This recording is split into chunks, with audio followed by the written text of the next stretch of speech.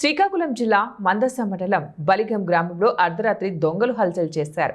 కిల్లి వెంకట్రావు, దుర్యోధన, భుజంగరావు, శారద మరియు బెందాలం ఉమా మొత్తం 5 ఇళ్లలో దొంగతనాలు, బీరువాలు బద్దలు కొట్టి మొత్తం 15 తులాల బంగారం, 3 కేజీల వెండి, ₹1,00,000 నగదు వెళ్లిపోయినట్లు చెప్పారు. మందస పోలీసులు కేసు నమోదు చేసుకుని దర్యాప్తు చేస్తున్నారు.